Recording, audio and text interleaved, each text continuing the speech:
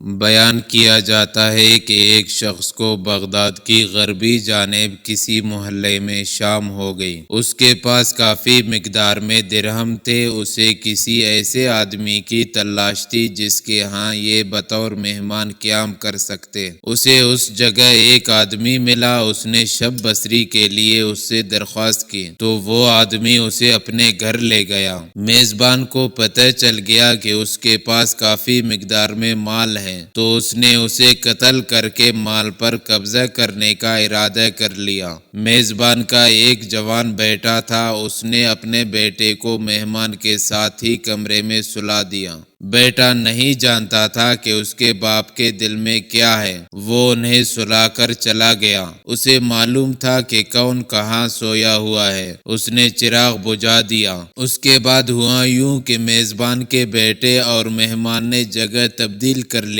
رات کا کوئی وقت تھا کہ میزبان اپنے مہمان کے تاڑ میں آیا اور آ کر مہمان کی جگہ سوئے ہوئے اپنے بیٹے کا گلا دبا دیا۔ وہ سمجھ رہا تھا کہ یہ مہمان ہی ہے۔ وہ تھوڑا سا تڑپا اور بالآخر مر گیا۔ جب یہ اصل صورتحال پر مطلع ہوا تو گلیوں میں چیخنے چلانے اور واہ ویلا مچانے لگا۔ لوگوں کو پتہ چلا تو وہ اس کی طرف آئے اور اسے پکڑ لیا اور اس نے اپنے بیٹے کے قتل کا اعتراف کر لیا۔ اسے گرفتار کر کے جیل میں محبوس کر دیا گیا اور اس کے گھر سے مال لے کر مہمان کو دے دیا گیا۔ افلاطون کا کہنا ہے کہ اگر تم امیر بننا چاہتے ہو تو اپنے فرصت کو ضائع مت کر۔ مفلس کو تھوڑی اشیاء کی ضرورت ہوتی ہے، آسودہ حال کو بہت کی اور لالچی کو تمام اشیاء کی۔